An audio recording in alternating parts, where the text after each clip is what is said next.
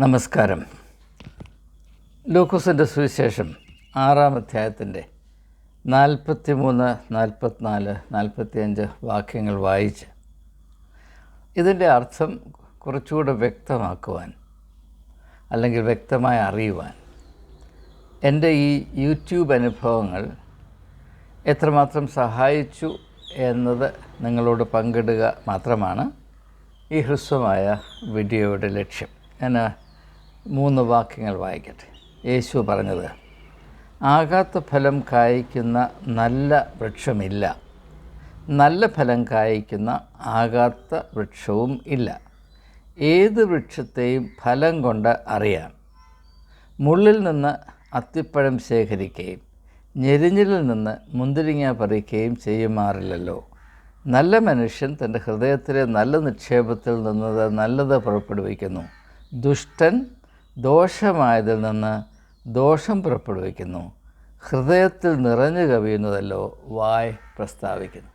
അതിമനോഹരമായ അർത്ഥവത്തായ വാക്കുകളാണിത് എന്ന് ഞാൻ എടുത്തു പറയേണ്ട കാര്യമില്ലല്ലോ. പ്രാവർത്തികമായ സത്യം ഇത്ര മനോഹരമായി അതേസമയം ലളിതമായി അവതരിപ്പിക്കാൻ ആർക്കെങ്കിലും കഴിയുമോ എന്നെനിക്ക് സംശയമാണ്. അപ്പോൾ ഇവിടെ പ്രധാനമായി യേശു പറയുന്നത്, ഒരു വൃക്ഷത്തെ നാം തിരിച്ചറിയേണ്ടത് അതിൻ്റെ ഫലം കൊണ്ടാണ്. ഇപ്പോൾ പ്രകൃതിയിൽ നാം ശ്രദ്ധിക്കുമ്പോൾ ഒരു ചെടി നടുന്നു, അത് മണ്ണിലാണ് അതിൻ്റെ വേര് ഉറയ്ക്കുന്നത്. അതിന് നാം വളം കൊടുക്കുന്നു, വെള്ളം ഒന്നിൽ നാം കൊടുക്കുന്നു, അല്ലെങ്കിൽ മഴയിൽ കൂടെ പ്രാപിക്കുന്നു, അല്ലെങ്കിൽ അന്തരീക്ഷത്തിലെ ജലഗണങ്ങളത് പ്രയോജനപ്പെടുത്തുന്നു. അങ്ങനെ എന്നാൽ ഇതിൻ്റെ ഒരു മനോഹാരിത, ആ വൃക്ഷം പുറപ്പെടുവിക്കുന്ന ഫലം, അതായത് നല്ല ഫലം കായ്ക്കുന്ന വൃക്ഷത്തെ പറ്റിയാണ് ഞാൻ പറയുന്നത്. വിഷക്കനി പുറപ്പെടുവിക്കുന്ന വൃക്ഷങ്ങളുമുണ്ട് എന്ന് നമുക്കറിയാം. അതിനെപ്പറ്റിയല്ല ഞാൻ പറയും. അപ്പോൾ ആ വൃക്ഷത്തിന് നാം കൊടുക്കുന്ന പോഷകം, അല്ലെങ്കിൽ അത് ഭൂമിയിൽ നിന്ന് വലിച്ചെടുക്കുന്ന പോഷണവും അത് പുറപ്പെടുവിക്കുന്ന ഫലവും തമ്മിലൊന്ന് പരിശോധിച്ചാൽ നമുക്ക് ലജ്ജ തോന്നേണ്ടി വരും. കാരണം ഒരു പ്രയോജനമില്ലാത്ത കാര്യത്തെ അതിമനോഹരമായി രൂപാന്തരപ്പെടുത്തി മനുഷ്യർക്ക് പ്രയോജനം മാത്രമല്ല, അവർക്ക് ആസ്വാദ്യകരമായ വിഭവം ഒരുക്കുവാൻ ഒരു വൃക്ഷത്തിന്, നല്ല ഫലം കായ്ക്കുന്ന വൃക്ഷത്തിന് ക്ഷമതയുണ്ട് എന്ന് പറയുമ്പോൾ ആ ഒരു കഴിവ് നമുക്കും കൂടെ ഉണ്ടായിരുന്നെങ്കിൽ എന്ന് ഞാനങ്ങ് ആഗ്രഹിച്ചു പോവുകയാണ്. എനിക്കുണ്ടായിരുന്നെങ്കിൽ എന്ന് ഞാൻ ആഗ്രഹിച്ചു പോവുകയാണ്. നിങ്ങളിൽ അനേകർക്കും അത് ഉണ്ടായിരിക്കും. വ്യക്തിപരമായി എനിക്ക് സൂക്ഷ്മം അറിയാൻ മേത്തതുകൊണ്ട് ഞാൻ മറ്റുള്ളവരെ പറ്റി പറയാൻ താല്പര്യപ്പെടുന്നില്ല. പക്ഷേ പ്രകൃതിയിലുള്ള നല്ല ഫലം കായ്ക്കുന്ന വൃക്ഷങ്ങളുടെ കഴിവ്, മാഹാത്മ്യം എനിക്കുണ്ടായിരുന്നുവെങ്കിൽ എന്ന് ഞാൻ വളരെ വളരെ ആത്മാർത്ഥമായ ആഴത്തിൽ ആഗ്രഹിക്കുന്നു, അല്ല ദാഹിക്കുന്നു. ഇനിയും ഈ ഒരു ഭാഗം മനസ്സിലാകുന്നത്, നമ്മുടെ അവസ്ഥയുമായി മനസ്സിലാകുന്നതിന് പ്രത്യേകിച്ച് ഞാൻ ആദ്യം സൂചിപ്പിച്ചതുപോലെ ഈ യൂട്യൂബ് ചാനൽ തുടങ്ങിയ ശേഷം സാധാരണ ഗതിയിൽ ചിന്തിച്ചാൽ അല്പം ആഴമേറിയ അനുഭവങ്ങൾ, അറിവുകൾ ജനങ്ങളുമായി പങ്കിടുമ്പോൾ അതിന് എനിക്ക് പലവിധമായ പ്രതികരണങ്ങളാണ് ലഭിച്ചുകൊണ്ടേയിരിക്കുന്നത് എന്ന് ഇതിനോടകം നിങ്ങൾക്കറിയാം. നിങ്ങൾ കമൻറ്റ് ബോക്സൊക്കെ ശ്രദ്ധിക്കുന്നവരാകയാൽ അവ എപ്രകാരമുള്ളതാണ് എന്ന് നിങ്ങൾക്കും ഏകദേശം ബോധ്യപ്പെടും. എന്നാൽ തീരെ അസഭ്യമായത് ഞാൻ ഡിലീറ്റ് ചെയ്ത് കളയാറുണ്ട്. കാരണം ഇത് ആത്മീയത പോകട്ടെ, മനുഷ്യ സംസ്കാരത്തിനും സാമാന്യ മര്യാദയ്ക്കും അല്പം പോലും നിരക്കാത്ത കാര്യങ്ങൾ, അത് എല്ലാവരുടെയും ശ്രദ്ധയിൽപ്പെടേണ്ട നമ്മുടെ സഹോദരികളില്ല സഹോദരന്മാർ ഇത്രമാത്രം അധപ്പതിച്ചു പോയല്ലോ എന്ന് ഓർത്ത് ആരും സങ്കടപ്പെടേണ്ട എന്ന് വിചാരിച്ച് ഞാൻ നിങ്ങളുടെ ദൃഷ്ടിയിൽപ്പെടുന്നതിന് മുമ്പേ അങ്ങനെയുള്ളത് ഡിലീറ്റ് ചെയ്ത് കളയാറുണ്ട് എന്ന് ഞാൻ സമയത്ത് സമ്മതിക്കുന്നു. എന്നാൽ അവ വളരെ ശ്രദ്ധയോടെ വായിച്ച് മനസ്സിലാക്കിയ ശേഷമാണ് ഞാൻ ഡിലീറ്റ് ചെയ്യാറുള്ളത്. കാരണം ഞാനിതിന് മുമ്പൊരു വീഡിയോയിൽ സൂചിപ്പിച്ചതുപോലെ നാം ആയിരിക്കുന്ന അവസ്ഥയുടെ, അതായത് ക്രിസ്തീയ സമൂഹം ഇപ്പോൾ ആയിരിക്കുന്ന അവസ്ഥയുടെ സത്യസന്ധത അതിൻ്റെ ഒരു വശമെങ്കിലും മനസ്സിലാകുവാൻ ഇങ്ങനെയുള്ള കാര്യങ്ങൾ ശ്രദ്ധിക്കുന്നത് സഹായിക്കും എന്നതുകൊണ്ട് തന്നെ. ഇനി ഈ ഒരു പ്രാവർത്തികമായ സത്യം അല്ലെങ്കിൽ പരിജ്ഞാനം യേശു നമുക്ക് നൽകുന്നത് തിരിച്ചറിയാനായിട്ട് നമുക്കൊരു ഉദാഹരണത്തിൽ കൂടെ ചിന്തിക്കുന്നത് സഹായകരമായിരിക്കും. ഇപ്പോൾ കേരളത്തിൽ പലരോടും ചോദിച്ചാൽ നിങ്ങൾക്ക് ഏറ്റവും ഇഷ്ടമുള്ള ആഹാരം എന്താണെന്ന് ചോദിച്ചാൽ ചിലരൊക്കെ അമ്പലപ്പുഴ പാൽപ്പായസം എന്ന് പറയാൻ സാധ്യതയുണ്ട്. ഞാൻ അമ്പലപ്പുഴ പാൽപ്പായസം കഴിച്ചിട്ടില്ല. ഈ പറയുന്ന ഭൂരിപക്ഷം ആളുകളും അമ്പലപ്പുഴ പാൽപ്പായസം കഴിച്ചിട്ടുള്ളവരായിരിക്കത്തില്ല. പക്ഷേ നമ്മുടെ ഭാഷയുടെ ഒരു ഭാഗമായി ഇത് തീർന്നിരിക്കുന്നത് കൊണ്ട് ഇപ്പോൾ ഇഷ്ടമില്ലാത്ത വഴി സഞ്ചരിക്കുന്ന ഒരു പുത്രനെ പറ്റി മുടിയനാപുത്രൻ എന്ന് പറയുന്നു. അതൊരു ഭാഷയുടെ അംശമായി യേശുവിൻ്റെ ഉപമ തീർന്നതുകൊണ്ട് ഒരു പുതുപ്രയോഗമായി നിലനിൽക്കുന്നത് കൊണ്ടാണ്. അല്ലെങ്കിൽ മറ്റുള്ളവർക്ക് നന്മ ചെയ്ത ഒരാളെ നല്ല ശമര്യക്കാരെന്ന് വിളിക്കുന്നു. അവൻ കേരളീയൻ തന്നെയാണ്, പക്ഷേ ശമര്യക്കാരനൊന്നുമല്ല, കേരളീയൻ തന്നെയാണ്. എങ്കിലും ഭാഷയുടെ അംശമായതുകൊണ്ട് അത് നാം ഉപയോഗിക്കുന്നു. ഇഡിയം എന്ന് പറയും. It's part of the repertoire of the linguistic idiom that we use. അപ്പോൾ അങ്ങനെ അമ്പലപ്പുഴ പാൽപ്പായസം. നിങ്ങൾക്ക് അമ്പലപ്പുഴ പാൽപ്പായസം വേണമെങ്കിൽ നിങ്ങൾ ഏറ്റവും ഇഷ്ടപ്പെടുന്നൊരു ഭക്ഷണ പദാർത്ഥം, ഒരു ഭക്ഷണം, ഡിഷ് നിങ്ങൾ മനസ്സിൽ കാണാൻ. അപ്പോൾ അത് ഒരു 50 പേരിരുന്ന് ഇത് കഴിക്കുകയാണ്, സമൃദ്ധമായി കഴിക്കുകയാണ്. ഈ 50 പേരുടെ ഇടയിൽ ഇതിനെപ്പറ്റിയുള്ള അനുഭവവും കഴിച്ചതിന് ശേഷമുള്ള അവസ്ഥയും വളരെ വളരെ വ്യത്യസ്തമായിരിക്കാനാണ് സാധ്യത. ചിലർക്ക് അവരുടെ ആരോഗ്യസ്ഥിതി കൊണ്ടായിരിക്കും അത് കഴിച്ചാൽ അവർ ഛർദ്ദിച്ച് കളയും, ദഹിക്കാൻ വയ്യാതെ ഛർദ്ദിച്ച് കളയും. അപ്പോൾ വളരെ അഭികാമ്യമായ ഒരു വസ്തു, ഒരു ഭക്ഷണ പദാർത്ഥം ഇദ്ദേഹത്തിൻ്റെ അകത്തോട്ട് ചെന്നതുകൊണ്ട് അവിടെ അതിന് പ്രാപിച്ച രൂപാന്തരം എന്ന് പറഞ്ഞാൽ നിങ്ങൾക്കറിയാം ഞാനെന്താണ് ഉദ്ദേശിക്കുന്നത്. അതിനുശേഷം അത് വെളിയിൽ വരുമ്പോൾ നാറി നമ്മുടെ മനസ്സ് കണ്ടാൽ നമുക്ക് അറപ്പ് വരത്തക്കവണ്ണമുള്ള കാര്യമേ വെളിയിലോട്ട് വരത്തുള്ളൂ. ഇത് പരിചയമുള്ള ഒരവസ്ഥയായതുകൊണ്ട് വിശദീകരിക്കേണ്ട അങ്ങനെ ഒരു ഗുണമുണ്ട്. അപ്പോൾ അങ്ങനെ നാം ഏത് ചിന്ത കൊടുത്താലും പരിജ്ഞാനം നൽകിയാലും അറിവ് സമ്മാനിച്ചാലും അതിനോട് ഇപ്രകാരം പ്രതികരിക്കുന്ന ചില ആളുകളുണ്ട്. ഇത് അവിടെ ഉള്ളിൽ ചെന്ന് വെളിയിൽ വരുമ്പോൾ അമ്പലപ്പുഴ പാൽപ്പായസം ഛർദ്ദിച്ചാൽ എങ്ങനെ ഇരിക്കും, അതുപോലെയുള്ള ഗുണം അവർ പകർന്ന് തിരിച്ചിങ്ങോട്ട് തരും. അങ്ങനെയുള്ള ആളുകൾ നമ്മുടെ ഇടയിലുണ്ട്. അങ്ങനെയുള്ളവരും സഭാപ്രേമികളാണ് എന്നത് വളരെ ശ്രദ്ധേയമായ ഒരു യാഥാർത്ഥ്യമാണ്. അപ്പോൾ അങ്ങനെയൊരു പ്രതികരണം. ചില ആളുകൾ ശ്രദ്ധിക്കത്തില്ല, അതവർ ദഹിക്കും. ദഹിച്ചു കഴിഞ്ഞാൽ ശരീരത്തിന് വേണ്ടത് അവർ സ്വീകരിക്കും, ബാക്കി വെളിയിലോട്ട് പോകും. അതിൻ്റെ പ്രക്രിയ ഞാൻ വിശദീകരിക്കേണ്ട കാര്യങ്ങൾ. അപ്പോൾ അവിടെ എന്താണ്, എനിക്ക് വേണ്ട കാര്യം മാത്രം ഞാൻ സ്വീകരിക്കും, ബാക്കി തള്ളിക്കളയും.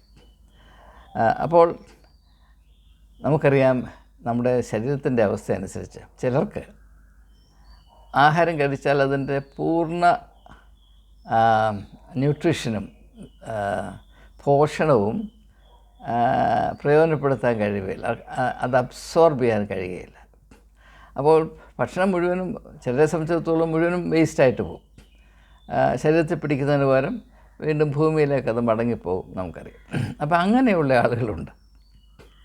എന്നാൽ അത് ചിലതൊക്കെ പിടിച്ച് സ്വന്തം താല്പര്യത്തിൽ എന്തെങ്കിലും അവർ നിലനിർത്തുന്ന അവസ്ഥയെ കുറച്ചുകൂടെ ഒന്ന് പിടിച്ചു നിർത്താനായിട്ട് എന്തെങ്കിലും കിട്ടുമോ?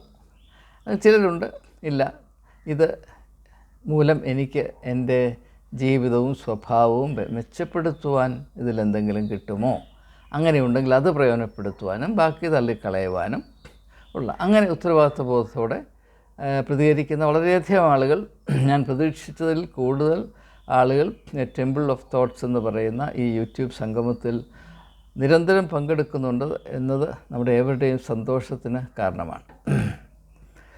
എന്നാൽ അത് വളരെ ഇടുങ്ങിയ മനസ്സിൽ എനിക്ക് വേണ്ടത് മാത്രം, എൻ്റെ സ്വകാര്യ ജീവിതത്തിൽ പ്രയോജനപ്പെടുന്നത് വല്ലതും ഉണ്ടോ, അല്ലെങ്കിൽ ഞാൻ ഇപ്പോൾ വെച്ചു പുലർത്തുന്ന ധാരണയെ കുറച്ചുകൂടി ഒന്ന് അരക്കിട്ടുറപ്പിക്കാൻ തക്കതായ വല്ലതും ഉണ്ടോ, മാറ്റമൊന്നും വരാതെ എനിക്ക് പിടിച്ചു നിൽക്കാൻ വല്ലതും കിട്ടുമോ എന്ന് മാത്രം ചിന്തിക്കുന്നവരുമുണ്ട്. അപ്പോൾ അത് മറ്റൊരു പ്രതികരണം. ഇനി ചിലർ ഈ നല്ല ആഹാരമൊക്കെ കഴിച്ചിട്ട് അതൊരു ഏമ്പക്കത്തിൽ അങ്ങ് നിർത്തിക്കളി, ഒരു ഏമ്പക്കം, തീർന്നു, അത്രയേ ഉള്ളൂ, വേറെ ഒന്നുമില്ല. അപ്പം അങ്ങനെ പ്രതികരിക്കുന്നുണ്ട്. അങ്ങനെ ഒരു പ്രതികരണം എനിക്ക് കിട്ടിയത് വളരെ ആഴമേറിയ ചിന്തകൾ ഞാൻ ഉൾക്കൊള്ളിച്ചൊരു വീഡിയോ കണ്ടിട്ട് ഒരു സഹവിശ്വാസിയുടെ പ്രതികരണം തൻ്റെ താടി നന്നായിരിക്കുന്നു എന്നതാണ്. അപ്പോൾ ഒരു 27 മിനിറ്റുള്ള ഒരു വീഡിയോ വളരെയധികം ചിന്തനീയമായ വിഷയങ്ങൾ കൈകാര്യം ചെയ്യുന്ന അല്ലെങ്കിൽ അവതരിപ്പിക്കുന്ന ഒരു വീഡിയോ കണ്ടിട്ട് ആ മാന്യദേഹത്തിന് ആകെപ്പാടെയുള്ള പ്രതികരണം തൻ്റെ താടി നന്നായിരിക്കുന്നു എന്നുള്ളതാണ്. അപ്പോൾ അദ്ദേഹത്തിൻ്റെ അവസ്ഥ എന്താണ് എന്ന് നമുക്ക് ഏകദേശം ഊഹിക്കാവുന്നതേ ഉള്ളൂ. ഇത് പറയുമ്പോൾ കാലം ചെയ്ത ഫിലിപ്പോസ് മാർ ക്രിസോസ്റ്റം തിരുമേനി, മാർത്തോമാ സഭയുടെ മെത്രാപ്പോലീത്തായിരുന്ന തിരുമേനി, അദ്ദേഹം മാരാമണ്ണ് പ്രസംഗിച്ചപ്പോൾ പറഞ്ഞൊരു കാര്യം ഓർമ്മ വരികയാണ്. ഞാൻ അവിടെ അദ്ദേഹത്തിൻ്റെ കൂടെ സ്റ്റേജിലുണ്ടായിരുന്നു, എൻ്റെ കാതുകൊണ്ട് കേട്ടതാണ്. അതുകൊണ്ട് വളരെ ധൈര്യത്തോടുകൂടെ, ആരും ഇത് നിഷേധിക്കുകയില്ല എന്ന ധൈര്യത്തോടുകൂടെ നിങ്ങളോട് ഇത് പറയാൻ എനിക്ക് സാധിക്കും. അദ്ദേഹം പറഞ്ഞത്, ക്രിസ്ത്യൻ മെഡിക്കൽ കോളേജ് വെല്ലൂരിൽ അദ്ദേഹത്തെ അഡ്മിറ്റ് ചെയ്തു. അപ്പോൾ അല്പം രോഗമുണ്ടായിരുന്നു, അതിൻ്റെ ചികിത്സ തുടങ്ങി. ആ ചികിത്സ കീമോതെറാപ്പിയാണ്.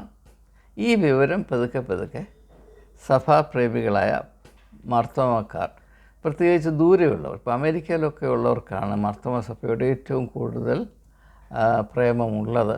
അവരോടാണ് തിരുമേനിമാർക്കും കൂടുതൽ പ്രേമവും ബഹുമാനവും ഉള്ളത്. അത് ആത്മീയമായൊരു ബന്ധം മാത്രമാണ് എന്നാണ് ഞാൻ മനസ്സിലാക്കുന്നത്. അല്ലെങ്കിൽ വല്ലതുമുണ്ടെങ്കിൽ നിങ്ങൾക്കറിയാം. അപ്പോൾ തിരുമേനി ഇങ്ങനെ ക്രിസ്ത്യൻ മെഡിക്കൽ കോളേജിൽ അഡ്മിറ്റ് ചെയ്യപ്പെട്ടു, അദ്ദേഹത്തിന് ട്രീറ്റ്മെൻറ്റ് തുടങ്ങിയെന്നറിഞ്ഞപ്പോൾ അമേരിക്കയിൽ നിന്ന് എരിവുള്ള ഒരു മാർത്തോമാക്കാരൻ അദ്ദേഹത്തെ ഫോണിൽ വിളിച്ച് അങ്ങ് വലിയ ആശ്വാസം കൈക്കൊള്ളാൻ മനസ്സില്ലാതെ അദ്ദേഹത്തിൻ്റെ സങ്കടം വിതുമ്പി തിരുമേനിയെ അറിയിച്ചു. എന്നിട്ട് അവസാനം ചോദിച്ചു, തിരുമേനി, ഈ ചികിത്സ കൊണ്ട് തിരുമേനിയുടെ മുടി ഒക്കെ പോകത്തില്ലയോ? അപ്പോൾ തിരുമേനി പറഞ്ഞു, അങ്ങനെ പോകും, അത് തടയാൻ കഴിയത്തില്ല എന്ന് പറഞ്ഞപ്പോൾ അദ്ദേഹം പറഞ്ഞു, തിരുമേനി, തല പോയാലും താടി പോകരുതേ എന്ന് അദ്ദേഹം പറഞ്ഞു. കാരണം ഒരു മാർത്തോമാക്കാരനെ സംബന്ധിച്ചിടത്തോളം ഒരു തിരുമേനിയുടെ തലയേക്കാൾ പ്രധാനമാണ് താടി. അതിങ്ങനെ നീണ്ട് തിരമാല പോലെ ഒഴുകി ഇങ്ങനെ കിടക്കുന്നത് കാണുമ്പോൾ ഒരു പ്രത്യേകമായ ആത്മീയമായ നിർവൃതി പ്രാപിക്കാറുണ്ട്. അത് മോശമാണെന്ന് ഒരഭിപ്രായം എനിക്കില്ല, പക്ഷേ അങ്ങനെയാണ്. അപ്പോൾ അത് മുൻനിർത്തിയാണ് സഭാപ്രേമിയായ ഈ സഹൃദയൻ പറയുന്നത്, തിരുമേനി, തല പോയാലും സാരമില്ല, താടി പോകാതെ നോക്കിക്കോണേ എന്ന് പറയും. അപ്പോൾ അങ്ങനെ എൻ്റെ താടിക്കും, അപ്പോൾ എൻ്റെ താടി നന്നായിരിക്കുന്നു എന്ന് പറഞ്ഞ വ്യക്തി ഒരു പക്ഷേ, എനിക്കറിഞ്ഞുകൂടാ, ഒരു വിധത്തിലും അത് കണ്ടുപിടിക്കാൻ മാർഗമില്ല, ഒരു പക്ഷേ അദ്ദേഹം മാർത്തോമാക്കാരനായിരിക്കും, അല്ലെങ്കിൽ ഓർത്തഡോക്സുകാരനായിരിക്കും, അല്ലെങ്കിൽ യാക്കോബക്കാരനായിരിക്കും. ഈ 3 പേർക്കാണ് താടിക്ക് ഇത്രമാത്രം പ്രാധാന്യം. ശിംശോന് താടി എല്ലിന് എന്ത് പ്രാധാന്യം കൽപ്പിച്ചോ അതിൻ്റെ 100 ഇരട്ടി പ്രാധാന്യമാണ് താടിക്ക് ചില വിശ്വാസികൾ കൊടുക്കുന്നത്. നമുക്ക് അറിയാവുന്ന കാര്യം വിശദീകരിക്കേണ്ട കാര്യമില്ലല്ലോ. അപ്പോൾ ഈ 27 മിനിറ്റ് ദീർഘമുള്ള വീഡിയോ ഈ സഹൃദയനായ വിശ്വാസി കണ്ടിട്ട് അദ്ദേഹത്തിൻ്റെ ശ്രദ്ധയിൽ ആകെപ്പാടെ പെട്ടത് എൻ്റെ താടി നല്ലതായിരിക്കുന്നു എന്നുള്ളതാണ്. എനിക്കിപ്പോൾ 74 വയസ്സ് പ്രായമുണ്ട്. ഇത്രയും നാൾ ഞാൻ ജീവിച്ചിട്ട് ഈ താടി ഞാൻ കൊണ്ടു നടക്കാൻ തുടങ്ങിയിട്ടും കുറേ നാളായി. നാളിതുവരെ എൻ്റെ താടി നല്ലതായിരിക്കുന്നു എന്നൊരഭിപ്രായം കേരളത്തിലെന്നല്ല, ഭാരതത്തിലെന്നല്ല, വിദേശത്തും ഈ ഭൂമിയുടെ പരപ്പിൽ ആരും പ്രകടിപ്പിച്ചിട്ടില്ല. ആ ഒരു നല്ല ചിന്ത എൻ്റെ ഈ സഹോദരന് മാത്രമേ ഉണ്ടായുള്ളൂ. അതെനിക്ക് തോന്നുന്നത് ഇപ്പോൾ ആ വീഡിയോ കണ്ടു, ചില ആശയങ്ങളൊക്കെ അദ്ദേഹത്തിൻ്റെ മനസ്സിലെവിടെയോ തട്ടി, അത് കൊള്ളാം, അല്ലെങ്കിൽ അത്ര മോശമല്ല എന്ന് അദ്ദേഹത്തിന് തോന്നി. എന്നാൽ ആശയങ്ങൾ അത് നല്ലതാണെന്ന് പറഞ്ഞാൽ, അത് ചില ചെവികളിലെത്തിയാൽ, ഞാനിങ്ങനെ പ്രതികരിച്ചു എന്ന് ചില ചെവികളിലെത്തിയാൽ അതുകൊണ്ട് വലിയ അപകടം വരുമോ എന്ന് ഭയന്നിട്ട്, അതേസമയം എനിക്കിഷ്ടപ്പെട്ടു എന്നെങ്ങനെ വ്യംഗ്യാർത്ഥത്തിൽ പ്രകടിപ്പിക്കാം അല്ലെങ്കിൽ പറഞ്ഞ് സൂചിപ്പിക്കാം എന്ന് അദ്ദേഹം വളരെ കൂലങ്കഷമായി ചിന്തിച്ചപ്പോൾ അദ്ദേഹത്തിൻ്റെ മനസ്സിൽ ഉദിച്ചു വന്ന, സൂര്യോദയം പോലെ ഉദിച്ചു വന്ന ഒരാശയമാണ്, ഈ വീഡിയോയുടെ ഉള്ളടക്കത്തെ പ്രശംസിക്കേണ്ട, ആ പ്രശംസ അവൻ്റെ താടിയേൽ ഒട്ടിച്ചു വെക്കാം എന്ന്. അതൊരു നല്ല ഒരു തന്ത്രമാണ്. നിൻ്റെ താടി നന്നായിരിക്കുന്നു എന്ന് പറഞ്ഞാൽ ഏകദേശം സന്തോഷം അറിയിച്ചു, എന്നാൽ ആശയത്തോട് ബന്ധമില്ലാതെ അവതരിപ്പിച്ചു എന്നുമായിരിക്കാം. നമുക്കിത് അറിഞ്ഞുകൂടാ. ഇങ്ങനെയുള്ള കാര്യങ്ങളെപ്പറ്റി വേണ്ടതുപോലെ തിരിച്ചറിയുവാൻ, ഗവേഷണം നടത്താനുള്ള കഴിവ് എനിക്കില്ല എന്ന് ഞാൻ സമ്മതിക്കുന്നു. അപ്പോൾ നാം പല വിധത്തിലാണ് പ്രതികരിക്കുന്നത്. ഈ പ്രതികരിക്കുന്നതിൽ കൂടെ നാം ആരാണ്, നമ്മുടെ അവസ്ഥ എന്താണ്, നാം എവിടെ നിൽക്കുന്നു, അല്ലെങ്കിൽ എവിടെ കിടക്കുന്നു, അല്ലെങ്കിൽ എവിടെ ഇരിക്കുന്നു, അല്ലെങ്കിൽ ആരുടെ മടിയിൽ കയറി ഇരിക്കുന്നു, ഇങ്ങനെയുള്ള കാര്യങ്ങളൊക്കെ നാം അറിയാതെയോ അറിഞ്ഞോ വെളിപ്പെടുത്തിക്കൊണ്ടേ ഇരിക്കുകയാണ്. ഏതായാലും എനിക്ക് ഏവരോടും വിനീതമായൊരു അപേക്ഷയുള്ളത്, നമ്മൾ ജീവിതത്തെ പറ്റി ചിന്തിക്കുമ്പോൾ ജീവിതം നിരന്തരമായി നാം നടത്തിക്കൊണ്ടിരിക്കുന്ന പ്രതികരണങ്ങളുടെ ഒരാകത്തുകയാണ്. Life in a sense is the sum total of the series of reactions that we make. അപ്പോൾ ഏതിനോടും നാം എങ്ങനെ പ്രതികരിക്കുന്നു എന്നത് നമ്മുടെ ജീവിതത്തിൻ്റെ ഗുണത്തെയും വ്യക്തിത്വത്തിൻ്റെ മാഹാത്മ്യത്തെയും സൂചിപ്പിക്കുന്നതാണ്. അപ്പോൾ അവസരങ്ങളോട് നിഷേധാത്മകമായി പ്രതിഷേധിക്കുന്നൊരു വ്യക്തിക്ക് ജീവിതത്തിൽ അല്പം പോലും മുന്നേറുവാൻ സാധ്യമല്ല എന്ന് ഏവർക്കും പെട്ടെന്ന് തിരിച്ചറിയാവുന്നതാണ്. എന്നാൽ അതുപോലെ തന്നെ ഏതെങ്കിലും ഒരു നല്ല ആശയം അവതരിപ്പിച്ചാൽ, ആർക്കെങ്കിലും ഗുണം വരുന്നൊരു കാര്യം പറഞ്ഞാൽ ഉടനെ അതിനെ എതിർക്കും. അങ്ങനെ അതിൽ വിദഗ്ധരായ അനേകം ആളുകൾ എൻ്റെ ജീവിതത്തിൽ ഞാൻ കണ്ടിട്ടുണ്ട്. സകാരാത്മകമായി എന്തെങ്കിലും പറഞ്ഞാൽ അന്നേരം അതിനെ എതിർക്കും. എതിർത്തില്ലെങ്കിൽ അത് അങ്ങനെയുള്ളവർക്ക് ചൊറിച്ചിലാണ്. അതൊരു പ്രതികരണമാണ്. അങ്ങനെയുള്ളവർ ജീവിതത്തിൽ ഒരിക്കലും അബദ്ധത്തിൽ പോലും ഒരു നന്മയും ആർക്കും ചെയ്യാത്തവരാണ് എന്നതും ഇവിടെ പ്രകടമാണ്. എന്നാൽ ചിലരുണ്ട്, ആരുടെയും കണ്ണിൽപ്പെടാത്ത സാധ്യത, നല്ല സാധ്യതകൾ, അത് അവരുടെ ശ്രദ്ധയിൽപ്പെടും. അവരതിൽ സന്തോഷിക്കും. അതിനെ ഫലപ്രദമാക്കി മറ്റുള്ളവർക്കും കൂടെ അനുഗ്രഹമാക്കി വളർത്തത്തക്കവണ്ണം, രൂപാന്തരപ്പെടുത്തത്തക്കവണ്ണം അവരതിനോട് ബന്ധം പുലർത്തുകയും അതനുസരിച്ച് പ്രവർത്തിക്കുകയും ചെയ്യുന്നതുകൊണ്ട് ഒരു ചെറിയ ആശയം അവരുടെ കയ്യിൽ കിട്ടിയാൽ അത് വളർന്ന് വലുതായി ദൈവരാജ്യം ഒരു കടുകുമണിക്ക് സദൃശ്യം അതിൻ്റെ ശിഖരം ഭൂമിയുടെ അതുവരെയും പോകും, ആകാശത്തിലെ പർവ്വതത്തിലൊന്ന് കൂടുവെക്കുമെന്ന് യേശു പറഞ്ഞതുപോലെ അങ്ങനെ ദൈവരാജ്യത്തിൻ്റെ കടുകുമണികൾ നമ്മുടെ ഇടയിലുണ്ട്. അങ്ങനെയുള്ള ചില വ്യക്തികളെങ്കിലും എ ടെമ്പിൾ ഫോർ തോട്ട്സ് എന്ന് പറയുന്ന യൂട്യൂബ് ചാനൽ സംഗമത്തിലുണ്ട് എന്ന് പറയുമ്പോൾ എൻ്റെ മനസ്സ് ആഹ്ലാദം കൊണ്ട് നിറഞ്ഞു തുളുമ്പുകയാണ്. അപ്പോൾ ഏതായാലും നിങ്ങൾ പ്രതികരിക്കുക. ഞാനീ പറയുന്നത് ആരും പ്രതികരിക്കാതിരിക്കണമെന്നുള്ളതിലല്ല. നാം പ്രതികരിക്കുമ്പോൾ ഉത്തരവാദിത്ത ബോധത്തോടും, നമുക്ക് ഒരു സംസ്കാരം, ആത്മീയമായ സംസ്കാരമുണ്ട്, നമുക്ക് ഒരു ഉത്തരവാദിത്ത ബോധമുണ്ട്, നമുക്ക് നമ്മുടെ വ്യക്തിത്വമുണ്ട്, അതിനെ ബഹുമാനിപ്പാനുള്ളൊരു കടമയുണ്ട്.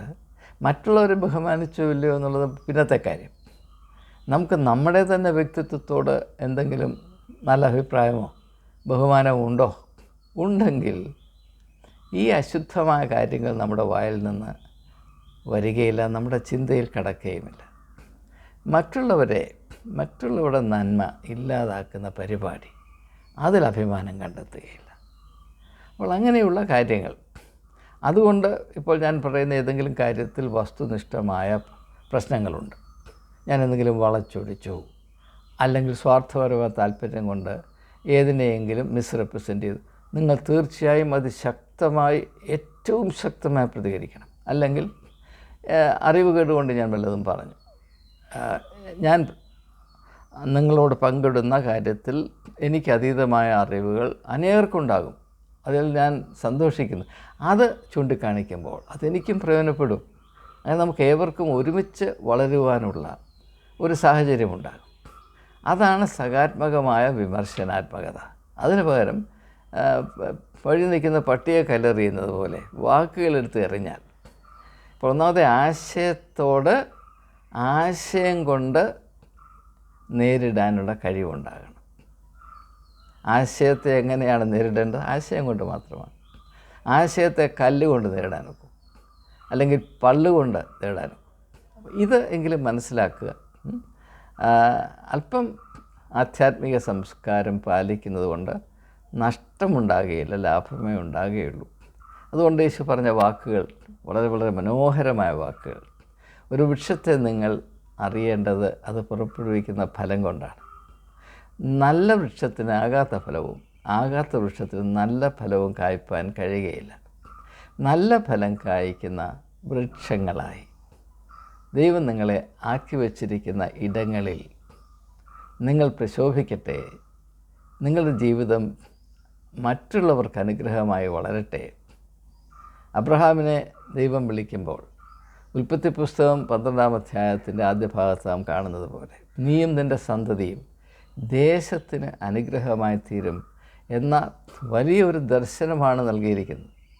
അതാണ് നമ്മുടെ വിശ്വാസത്തിൻ്റെ ആ പ്രാരംഭഘട്ടം തന്നെ. അപ്രകാരമുള്ള ഒരു താല്പര്യം നമ്മളിൽ ഉണ്ടായിരുന്നുവെങ്കിൽ കൊള്ളായിരുന്നു. അങ്ങനെയുള്ള താല്പര്യം നിലനിൽക്കുന്ന വ്യക്തിത്വങ്ങൾ മാത്രമേ യേശു വിഭാവന ചെയ്തതുപോലെ നിങ്ങൾ ലോകത്തിൻ്റെ വെളിച്ചമാകുന്നു എന്ന തലത്തിൽ ശോഭിക്കുവാൻ കഴിയുകയുള്ളൂ. മർത്തമ സഭയുടെ അതിമനോഹരമായ ആപ്തവാക്യം മോട്ടോ എന്താണ്? Lighted to lighten. ലോകത്തെ ദീപ്തമാക്കുന്നതിന് വേണ്ടി ഞങ്ങൾ വെളിച്ചങ്ങളായി സ്ഥിതി ചെയ്യും. അതിനേക്കാൾ മനോഹരമായ ഒരു ലക്ഷ്യമില്ല. പക്ഷേ ആ ലക്ഷ്യത്തോട് ഏത് തോതുവരെ സമരസപ്പെട്ടാണ് സഭയുടെ ജീവിതം അല്ലെങ്കിൽ നിലനിൽപ്പ് ഇപ്പോൾ ആവിഷ്കരിക്കപ്പെട്ടിരിക്കുന്നത് എന്നത് സഭയെ സ്നേഹിക്കുന്ന എല്ലാ വിശ്വാസികളും സത്യസന്ധമായി അന്വേഷിക്കുകയും ചിന്തിക്കുകയും ചെയ്യേണ്ടതാണ്. വൈകല്യങ്ങളുണ്ടെങ്കിൽ മാറ്റുവാൻ ശ്രമിക്കുന്നതാണ് നല്ലത്. അതിനെ ന്യായീകരിക്കുകയോ അത് ഭംഗം വരാതെ അന്ത്യം വരെ തുടർന്നു പോകുന്നതാണ് ഞങ്ങളുടെ അഭിമാനമെന്ന് തെറ്റിദ്ധരിക്കുകയോ ചെയ്യാതെ, ജീവിതത്തിൻ്റെ സ്വാതന്ത്ര്യം തിരുത്തലുകളുടെ സ്വാതന്ത്ര്യമാണ് എന്നാണ് ഞാൻ മനസ്സിലാക്കിയിരിക്കുന്നത്. അതാണ് അർത്ഥവത്തായ സ്വാതന്ത്ര്യം. തിരുത്തലുകളെ ചെറുക്കുന്നത് സ്വാതന്ത്ര്യമല്ല, ധിക്കാരമാണ്. അത് സ്വയം നിന്നയാണ്. അതിലേക്കെടുത്ത് ചാടാതെ നാം എല്ലാവരും അപൂർണരാണ്. എൻ്റെ ജീവിതത്തിൽ എനിക്ക് അനേക തിരുത്തലുകൾ ആവശ്യമുണ്ടെന്ന് എനിക്കറിയാം. ഞാൻ അതിനു വേണ്ടി ശ്രമിച്ചുകൊണ്ടിരിക്കുന്ന വ്യക്തി തന്നെയാണ്. അത് പറയാൻ എനിക്ക് യാതൊരു മടിയുമില്ല. ഞാൻ പൂർണ്ണത പ്രാപിച്ചവനായിട്ടല്ല നിങ്ങളോട് സംസാരിക്കുന്നത്. എൻ്റെ അപൂർണതകളോട് അനുദിനം യുദ്ധം ചെയ്യുന്നവനായിട്ടാണ് ഞാൻ നിങ്ങളോട് സംസാരിക്കുന്നത്.